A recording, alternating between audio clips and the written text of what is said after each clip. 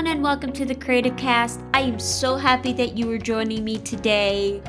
I'm so excited about today's episode. One of my friends who happens to be a marketing extraordinaire, my friend Melody Belotte. Now, we're going to talk about all kinds of things, from the glorification of being busy to marketing and social media and, of course, podcasting. And, of course, Melody is going to be sharing practical tips that you can implement with your social media and your marketing today. Now, Melody is a speaker, a writer, a strategist who provides practical teaching and consulting on time management, marketing, and intentional living. Y'all, she is the real deal. She has degrees in communications, marketing, performance arts, and theology. She's just so amazing. So without further ado, here's my conversation with Melody. Melody, I am so excited that you are on the show today. We're going to be talking about all kinds of fun stuff. So welcome to the Creative Cast. Thank you for having me, Tammy. This is going to be fun. And it's about some of my favorite topics too. Social media, marketing, podcasting. But before we get into all that, one of the things that I wanted to mention is that you talk a lot about the glorification of being busy and hustle and all these types of things and how we need to slow it down. I just love that you're talking about that so much because so many people need to hear that. Yeah. I mean, for me, it started a little bit of background. You know, I've always been in marketing and communications. I started off working with churches and nonprofits, later joined a marketing agency where, you know, it was full service. We were working with Fortune 500 companies, really fun years. That company eventually morphed into a holdings company where we weren't just launching new brands, but we started acquiring and launching new companies. So in those years, I kind of filled the role of a business strategist and CMO, just managing all of this portfolio. But the one thing I noticed across the board from nonprofit days to Fortune 500 days was that marketing was really time consuming and it was becoming really complex, you know, as the digital era flew in. Yeah. And I started to see companies get picked off one by one. They were struggling, they were drowning in the details. Yeah. Just because they didn't have a strategy, number one. They didn't know how to use the marketing tools. They were bad at managing their own time and bad at managing their own teams. And so that's really the reason why I stepped away. I founded this media company to help solopreneurs, small businesses, you know, nonprofits realize, you know, there's a better path. You can run successful companies and businesses. You can do killer marketing, but there's a way to do it where you're not just crushing yourself. It's kind of a minimalist approach. Yeah. You know, let's with strategy, let's figure out what you absolutely have to do and what actually is working. Let's focus on that. So that's kind of how busyness ties into my story. And so I just love helping people, you know, let's just cut the fat. Let's just get through all the overcomplicated stuff and just do what works. Yes. So. I am here for it. You know, one of the things I've noticed is, you know, everybody was really forced to kind of slow everything down during the pandemic, and lots of businesses were pivoting, and some handled it very well and some not as well as others. But now we're starting to beginning to fill all that back up, and we're all getting busy again. And people are like, I don't know, I don't have any time anymore. Not like I did during the pandemic. And so hopefully people will, you know, realize that you need to cut the fat a little bit and work on the things that you really need to work on. Yeah. I'm afraid the pendulum's going to swing back the other way because, you know, restrictions are lifting. I think we're all just going to run out and, you know, just do all the things that we missed doing when we were on lockdown. Yes. So I guess that's why I keep talking about busyness, because I feel the tidal wave coming. Yeah. Everybody, let's not do that. Let's keep it like it's been. Focus on the things we need to focus on. So let's switch gears a bit and talk about things that we both love to talk about. Yeah. And that's social media and marketing for entrepreneurs and podcasters and things like that. I know that for me, when I'm working with a podcaster on whether it's on a launch or coaching or whatever, one of the things that I see is they're not utilizing social media and marketing the way that they probably should be. So what do you see is like the number one or the most common mistake that you see podcasters and entrepreneurs making in regard to social media? Oh, this is a topic I could talk a lot about. I teach a lot of marketing workshops, and one of the principles I talk about is one of the biggest mistakes is you're making announcements instead of making connections. Oh, yeah. Making announcements instead of making connections. And so, like, the trouble with social media is it's the first thing that entrepreneurs and business owners reach for because it's quote unquote free. Right. Especially during the pandemic, like businesses who never had a healthy online social presence were just thrown into social media marketing. They're like, I don't know what I'm doing. Right. Exactly. Yeah. And so the trouble is, if social media is the only way that you have to talk with your customers and your followers, then you feel all of this pressure to tell them everything. You want to talk about every product. You want to talk about, your latest promotion, your latest book, your latest episode. And so you just get into this rut of making announcements. If you think about like an old school bulletin board or cork board in a coffee shop with all those flyers on it, that's just garbage. Like nobody looks at that, like unless you see a cute puppy and you really want a cute puppy and you have the space to have a cute puppy. Right. Or like, I know a lot of your listeners are faith-based. It's kind of like old school announcements at church, where they just, they start droning on and on, like we're having this supper and this potluck and the baseball team's doing this. And it's like, can we just sing? Like, can we just connect? Same thing happens with social media. You get into a habit of like, I got to tell them everything because otherwise, how are they going to know what I'm selling and what I'm promoting? Right. I think a better path is trying to use that to make connections, being more subtle, sharing your personality, kind of building the know, like, trust factor is real. I mean, social media is just that. It is social. It's the cocktail party and not the dinner party. You might meet a few people. You're going to talk about some superficial things, but you're not going to get to have deep conversations, convert, or sell anything. So keep it social, and then use some other marketing tactics to have those deeper conversations. Yes. So good. So good. Because I know that a lot of times when I'm on Instagram, whether I'm, just kind of scrolling endlessly or I'm looking for, to connect with other podcasters or different things like that, it's announcements after announcements. Like they're not sharing about how they love Chick-fil-A or, or iced tea or sweet tea, I should say. So it's hard to connect with them on different levels because it's almost like, buy this, buy that, download this, sign up for here, do this, do that, where you're not getting really to know the person behind that account. Exactly. So like if it's a cocktail party, you don't walk in and you're like, have you heard about my latest download? Like if everybody else is talking about the latest, heat wave or the latest episode of some TV show, like that's where you start. Like you start with the conversation and then maybe, like just maybe it'll lead to some things that you're passionate about, or, that'll be another time. Yeah, because the days of the hard sell with marketing is gone. Yeah, it really is. It really is. It's definitely more subtle. People don't want to be told what to buy or what to do. They want to know you. They want to like you. They want to trust you. Right. That's what social media is for. Absolutely. So good. Now, and I get this question quite often, especially when working with a new launch client and we're talking about, their podcast, but we're also start talking about, well, what social media platform should I be on? Should I be on this one and that one and the other one? I mean, there's so many, there's audio-based ones now, and there's Instagram and Facebook and LinkedIn and all these various places. And it sounds, for people who are going to be on everything, that just sounds like utterly exhausting to me. What recommendations do you have about which platforms podcasters should be focusing on? Sure. Well, number one, I love this question because it leans into my heart of minimalist marketing, which is like, you do not have to be on every platform.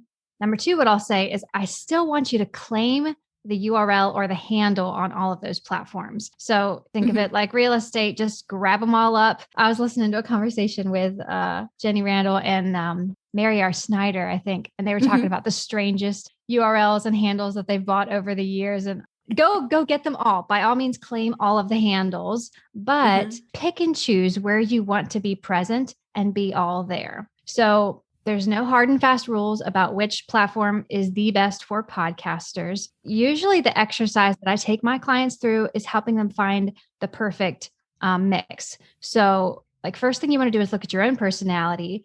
Right. Are you good with spoken word? Are you a visual person? Do you like a curated feed or a sloppy, authentic, in the moment feed? Right. You want to work with what your personal preference is, because then you're going to actually do it and you're going to enjoy it. You're not going to dread it. So start there. Next is looking at your natural workflow. So what is content that you can create in your natural day? So like for a podcaster, taking a screenshot of like you and your guest that you're interviewing is natural content that you can share on whatever platform you choose. You don't want to commit to, like say Twitter, for instance, if you don't have the bandwidth to, constantly be having a 2-way, 20-way conversation with a bunch of people. So what's content you can create in your natural day? Can you repurpose blogs? Can you repurpose episodes? And then last but not least, look at your target audience. I usually tell with my clients, we go through a day in the life. So we map out, what is your person doing from morning until night? When they wake up, what's the first thing they reach for? Are they looking at email? Are they opening up Instagram? When they get in their car, what kind of music are they listening to? You go through the whole day and then you kind of look for the common themes. And that usually will help you paint a good picture of your perfect person and then which platforms they're going to be interacting on. Again, there's no hard and fast rules, but it's like if you're sharing, I'm trying to think, like if your podcast is about emotional IQ and human resources, that topic is probably better suited for LinkedIn. It's a more business focused audience. Yeah. If you're talking about designing spaces and beautiful curated designs, Instagram is going to make more sense. Right. So there's no easy answer to that. I think it does take some research just so that you can be consistent with it. And that's a really good point, because one of the things that is so important, especially when you're creating your podcast, is going through why are you doing it? Who is the audience that you're trying to reach? And what does their daily life look like? Where do they shop? To really kind of have that profile of that audience so you know where they're going to be. It's, you're, let's say, in the 40s, you might not be on TikTok.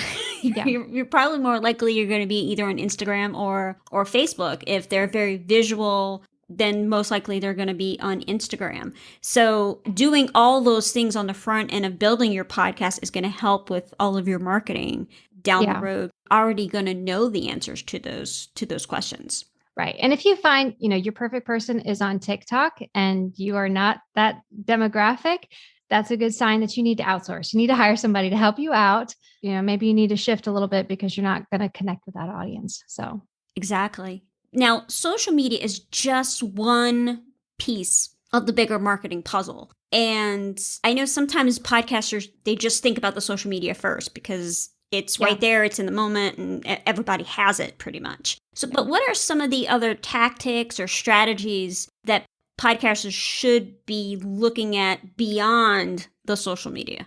I mean, like I said before, you cannot rely strictly on social media to be your one and only marketing solution. It's kind of like if a hammer is the only tool in your toolbox, every problem is going to look like a nail and you're just going to pound it into the ground. Like you need to have some diversity, you need to have a healthy media mix. So usually, I say, let's start off by thinking about what the purpose of your podcast is. For a lot of people, is the podcast the end game or is it a tactic to the end game? Meaning, like if you're a public speaker, you might have a podcast to help you get more exposure for your speaking services. So trying to build your podcast audience, that may not be the end goal. You're really trying to book more speaking gigs. Same thing like if you're a therapist and you want to get more clients. So those are examples of where the podcast is not the end game. It's just a tactic. But then there's other people where the podcast, that's your life. Like you're either doing it as your primary source of income or it's just a big passion in your life. Right. Starting with that is going to help you know which marketing tactics to fold in, kind of where you want to direct traffic. Universally, this is not going to be any surprise to you. I think email marketing is the best place to start, no matter whether it's a tactic or the end game. Social media is the cocktail party. Email is the dinner party. Email, when you think of a dinner party, you have people around the table. You're guaranteed to have a conversation with every person at that table. Right. Email's kind of like that, where you've gone from superficial to being in their inbox. It's more intimate, using lead magnets, using downloads, talking about your email list in your episodes. That's it. That's a no-brainer. Absolutely. I'm personally not a fan of paid advertising in podcasts. I know there's definitely a time and place for it, but I always like to suggest cross-selling in your own podcast episodes. Right. Yeah. What are some promotional offers or products that you can point people to, things that you've personally created? Those are things that you can sell, do a direct sale on your website, or you can, again, use those things to get more email subscribers. I think getting them from the headphones to the inbox is a big deal. Lead magnets. I mean, creating a marketing toolkit to help you get on other podcasts is a great way to spend your marketing energy. Think about making a one sheet that talks about who your target audience is, maybe links to sample episodes or quotes, reviews from people. What are your current numbers, your reach, your platform? Right. That's a good marketing asset to work on, or even a 1 to 2 minute video that you can share with other podcasters and, kind of show them, here's what I talk about. That's a really nice personal touch. Oh, I love it. Such good ideas. Such good ideas. SEO is a no-brainer. Making sure that you have meta tags, alt tags. I'm getting really nerdy right here. So it's okay, because I am here for it. I'm here for it. I mean, again, if this technical stuff is not your sweet spot, just outsource it. Hire somebody on Fiverr. You can find people that know this stuff, or you can watch a video on YouTube that will show you how to add alt tags and meta tags and titles to your website. Google loves that stuff. Like, the search engines need to speak the same language as your website. So, and then reviews, like creative ways to get reviews, not just asking people every episode, don't forget, write a review. Like, make it fun, make it creative, incentivize them, whether it's offering free books, free downloads. A shout out even is sometimes enough. Like, I got a shout out from Chick-fil-A one day for tweeting about them. They sent me like 20 gift cards in the mail, and it was the best day of my life. And all I was expecting was just a shout out. They were, doing a campaign called #It'sTheLittleThings. So I think just being creative about your reviews. Right. I teach a whole course on how to get good reviews. So again, I could really geek out and nerd forever on this. Yes. And one of the things, like, I tell everyone that if you're looking for extra SEO you have your extended version of your show notes, and you could put the links in there and all the SEO love and drive the traffic to that specifically, you're going to be getting a lot of bang for your buck. Exactly. In just that one thing that you do. You add a transcription, and that's going to even make it even better. So there's lots of ways to do these things. You don't just have to, go to my website and hit subscribe, or you could do it a little bit differently so that they're getting something for the action that they're taking. Exactly. They've already spent the time listening to your podcast. They've probably already subscribed to show notes. So what's in it for them? Like, why would they want to have one more thing? Let's give them something of value. Absolutely. So that, again, they know, like, and trust you. Absolutely. Yeah. So for those that are maybe needing a little extra help, you have a marketing challenge, right? Yeah, this is Evergreen. It happens 24/7. So you can sign up at any time. The 21-day challenge. Again, this was built with the busy, overwhelmed person in mind. So it's 20 minutes a day for 21 days. I kind of take you through, from zero to being off to the races. How do you build a marketing strategy that works? How do you make a campaign? Just really dialing into what's going to work for you. So we do all of that in 21 days. Awesome. So that's a great resource to tap into. Yeah, so good. So good. Yeah. Okay. So we nerded out on all the marketing things and the social media things. So let's have some fun questions. Got it. Because I'm an 8, but I'm also a 7 too. So I like to have fun. Okay. So I know that you love podcasts probably almost as much as I do. What is Yes. your favorite one right now? Yes. Well, I'm a big fan of Donald Miller, all the story brand Yes. resources. So Business Made Simple is a go-to. They just launched Marketing Made Simple. So his co-host, Dr. JJ Abrams, he just spun off his own little podcast. So that's a great one to check out if you just need help with your business chops or you need help with your marketing chops. I love those too. The Allie Worthington show has Of always been course. a favorite for me because she touches on all things, life, faith, business. Mm-hmm. Yes. Yeah, unfortunately, since I'm not commuting as much, I'm way behind on my podcast. I used to have like an hour and a half drive in the morning and an hour and a half drive in the Oh, evening. So I just that's binged. Yeah. wow. That's a Yeah. lot. That's a long commute. Yeah. Well, I live in the DC region, so it's like par for the course it's commuter life. Yeah. Yes, absolutely. Okay. So I mentioned my Enneagram. What is Yeah. your Enneagram number? Yeah. I've taken a test a couple times and I've had a lot of people diagnose me. I've been told I'm all kinds of numbers, but where I landed is I think I'm a 3 with a 4 wing. So I see it. yeah, I mean, I love my to-do list. I love to just, burn through projects and just get a ton of stuff done. But thankfully, I have this creative side as well that's like, how can we make this interesting? How can we turn this, 10 degrees and make it more fun and make it more interesting? That's where I think that creative side comes in. Yes, I definitely see it. Full disclosure, Melody is part of my team as well. She Yeah. helps with marketing and social media. I can definitely attest to that. Yeah. It's in my blood. Mostly I'm an 8, but I'm also kind of a 7. And depending on the day, I could be a 6. So I'm kind of like a 6, 7, 8. It all depends on those wings. I know when I look at my life, I can see times when I was more of a 2. I was like real nurturing and into, my relationships. So right. I get all the numbers. Yeah, I get it. Yeah. Okay. So besides you've got the marketing challenge coming up. What other things going on that you're really excited about right now? Well, at the time that we're recording this, it's summer. I am so excited for live events. I'm so excited for getting outdoors again. I do a lot of speaking engagements, and so just being with a live audience again fires me up. Like I said, I love to be outdoors. I love to kayak. I love to hike. So this is my happy time.